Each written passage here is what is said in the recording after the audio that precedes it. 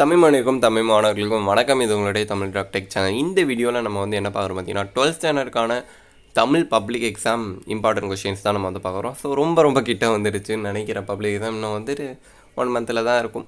1 month தான், கரெக்டாக 1 month தான். ஸோ இது வந்து 14 Feb, நெக்ஸ்ட் மந்த் வந்துட்டு 13 கிட்ட வருதுன்னு நினைக்கிறேன் உங்களுக்கு. Okay, don't worry, all the best for exams. கண்டிப்பாக வந்து நல்லா எழுதுவிடா தம்பி தங்கச்சிங்களா. ஓகே சரி, ஓகே. இந்த வீடியோவில் வந்துட்டு நம்ம முக்கியமான கொஷின்ஸ் அண்டு எப்படியெல்லாம் எழுதலான்னு கொஞ்சம் டிப்ஸ் அண்ட் ட்ரிக்ஸாக அண்ணன் கொடுக்குறேன்.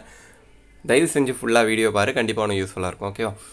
அது மட்டும் இல்லாமல் பார்த்தீங்கன்னா நம்ம சேனலை சப்ஸ்கிரைப் பண்ணலன்னா பண்ணிடுங்க, மறக்காமல் பண்ணிங்க சரியா. கீழே ரெட் கலரில் ஒன்று இருக்கும், அதை கிளிக் பண்ணிங்கனாலே சப்ஸ்கிரைப் ஆகிடும். ஓகே, ஸோ வந்து கண்டிப்பாக வந்து சப்ஸ்கிரைப் பண்ணுங்கள்.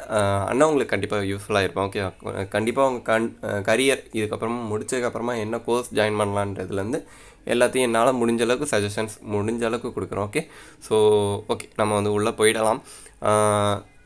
நீங்கள் வந்து இப்போதைக்கு நீங்கள் நிறைய கொஷின்ஸ் படிச்சிருப்பீங்க. தமிழை பொறுத்தவரையும் அவ்வளோ கான்சென்ட்ரேட் பண்ணலனாலும் குருவினா சிறுவினா நெடுவினாலாம் நீங்கள் வந்து quarterly, ஆஃபர்லி, first division, second division எல்லாமே போகும்போதே நீங்கள் வந்து ஓரளவுக்கு படிச்சிருப்பீங்க. ஓகேவா? இதுக்கப்புறமா வந்துட்டு நீங்கள் படிக்க வேண்டிய, கான்சென்ட்ரேட் பண்ண வேண்டிய ஸ்பெசிஃபிக்கான டாபிக்ஸ் எல்லாம் நான் சொல்லிடுறேன். ஸோ இன் பிட்வீன் திஸ் கேப்பில் வந்து நீங்கள் இதெல்லாம் படிச்சிருங்க. எக்ஸாமுக்கு முன்னாடி இருக்க 2 to 3 டேஸில் நீங்கள் திரும்ப குருவினா சிறுவினாலாம் ரிவைஸ் பண்ணிக்கோங்க. ஓகேவா?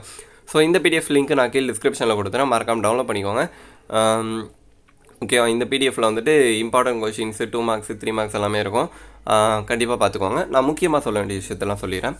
இதுவரையும் நீங்கள் கான்சன்ட்ரேட் பண்ணதை விட்டுட்டு இதுக்கப்புறமா நீங்கள் கான்சன்ட்ரேட் பண்ண வேண்டியது என்னென்னா இலக்கணம். ஸோ இலக்கணமில் தான் பார்த்தீங்கன்னா நம்ம மோஸ்ட் ஆஃப் த மார்க்ஸை வந்து நம்ம லூஸ் பண்ணுற இலக்கணமில் மட்டும்தான். ஆனால் மோஸ்ட் ஆஃப் த மார்க்ஸ் நமக்கு ஈஸியாக கிடைக்கிற பாட்டும் பார்த்திங்கன்னா இலக்கணம் தான். இலக்கணத்தில் பார்த்தீங்கன்னா ஃபஸ்ட்டு நீங்கள் ஈஸியாக கான்சன்ட்ரேட் பண்ண கூடிய விஷயம் என்னென்னு பார்த்தீங்கன்னா அணி இலக்கணம். ஓகே, அணி இலக்கணத்தை ஃபஸ்ட்டு முடிச்சிடு. அணி இலக்கணத்தை ஃபஸ்ட்டு முடிச்சிட்டோனாலே நம்ம வந்துட்டு மோஸ்ட்டாக இலக்கணமில் வந்துட்டு கொஷின்ஸ் அட்டன் பண்ணுற அளவு ஆகிடும். ஓகே, ஸோ நெக்ஸ்ட்டு வந்து பார்த்திங்கன்னா இன்னொன்று இருக்கும், இங்கிலீஷ் வேர்டு கொடுத்து தமிழ் வேர்டாக மாற்றுறது, இல்லைனா வந்துட்டு ஏதோ ஒன்று ரிலேட்டட் டு தட், ஏதோ தொடரில் உள்ள பிழைகளை நீக்கி எழுதுக, பேச்சு வழக்கை எழுத்து வழக்காக மாற்றுக. ஸோ இதெல்லாம் இருக்குது பார்த்தீங்களா, இதிலெல்லாம் நம்ம மார்க் விடுவோம். இதெல்லாம் நான் ஓனாகவே எழுதிடுவேனா, நீ என்ன நான் இதெல்லாம் சொல்கிறீங்க அப்படின்னு கேட்காத. ஸோ வந்து இதிலலாம் தான் நம்ம மார்க்கை வந்து விட போகிறோம். எதுக்குன்னா இந்த மாதிரி கொஷின்ஸ் எல்லாம் நம்ம ஓனாக ட்ரை பண்ணுவோம். அது மட்டும் இல்லாமல் நம்ம ஓனாக ட்ரை பண்ணுவோம், மிஸ்டேக்ஸ் வருதுன்றதும் நமக்கு தெரியும். இது அந்தளவுக்கு நமக்கு சென்டென்ஸ் கரெக்டாக இல்லைன்னு யோசிப்போம். அதனால என்ன பண்ணுறீங்கன்னா, தயவு செஞ்சு இந்த மாதிரி கொஷின்ஸ் எல்லாமே புக் பேக்கில் இருக்கும். புக் பேக்கில் இருக்க கொஷின்ஸை மட்டும் பார்த்துருங்க. நம்ம பார்க்காம போய்டுற சில தப்புகள் இது. ஓகேவா? ஸோ புக் பேக்கில் இருக்க கொஷின் எல்லாத்தையுமே இந்த மாதிரி கொஷின்ஸ் எல்லாமே பார்த்துரு, சரியா? ஸோ இதெல்லாம் பார்த்துட்டிங்கனாலே உங்களுக்கு ஓரளவுக்கு வந்துட்டு ஒரு கிளாரிஃபிகேஷன் கிடச்சிரும். இதை பார்க்குறதுக்கு உங்களுக்கு மேக்ஸிமம் 1 day ஆகுமா இந்த மாதிரி கொஷின்ஸ்லாம் பார்க்குறக்கு? ஸோ இதெல்லாம் பார்த்துருங்க. இதெல்லாம் பார்த்துட்டிங்கனாலே இந்த மாதிரி கொஷின்ஸ் எல்லாம் வந்து யோசிக்கவே தேவையில்ல. சடனாக அப்படியே 1 mark மாதிரி டிக் அடிக்கிற மாதிரி ஈஸியாக எழுதிட்டு போயிடலாம் நம்ம. ஸோ ரொம்ப டைம் சேவ் ஆகும், ரொம்ப டைம் சேவ் ஆகும். இதிலலாம் அண்ணன் பண்ண மிஸ்டேக்கு தம்பிங்க தங்கச்சிங்க ரெக்டிஃபை பண்ணிக்கோங்க. ஓகேவா? ஸோ வந்துட்டு இந்த இது நான் ரொம்ப முக்கியமாக சொல்லணும்னு நினச்சிருந்தேன்.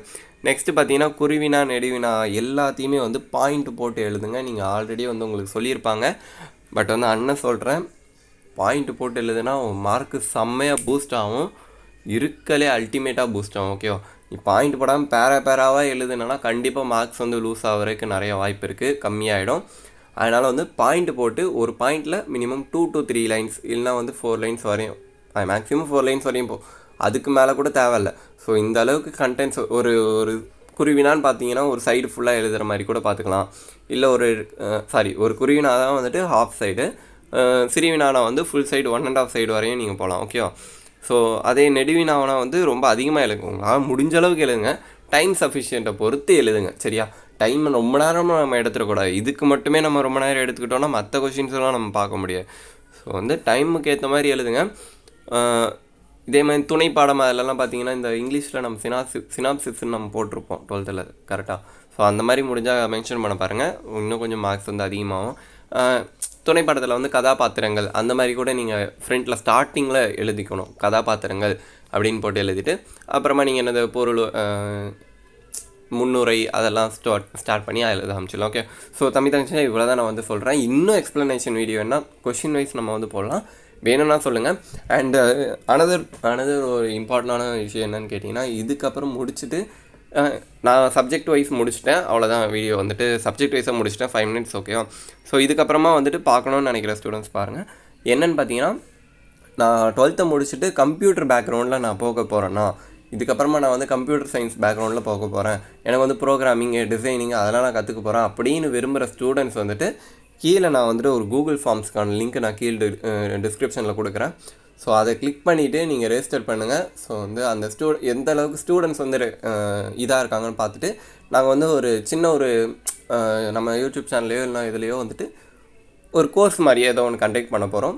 அது வந்துட்டு basic of coding, programming and designing இந்த ரெண்டுத்தையும் வந்துட்டு நாங்கள் வந்து எக்ஸ்ப்ளனேஷன் கொடுக்க போகிறோம். ஸோ இது வந்துட்டு பெய்டாக இல்லை வந்துட்டு காசு ஃப்ரீயாக எல்லாமே டீட்டெயில்ஸ் வந்து வரும். பெய்ட்னால் நான் வந்துட்டு 50 ரூபா கூட வாங்க போகிறேன் இல்லை, சரியா? ஃப்ரீயாக தான் இருக்கும் மோஸ்ட்டாக கோர்சஸ்ஸு. நீங்கள் வந்து கொடுக்குற சப்போர்ட்டை பொறுத்து நம்ம வந்துட்டு ஃப்யூச்சரில் டிஸ்கஸ் பண்ணலாம். கீழே டிஸ்கிரிப்ஷனில் வந்து நான் கொடுக்குறேன். அப்படி இல்லை கமெண்ட் செக்ஷனில் வந்துட்டு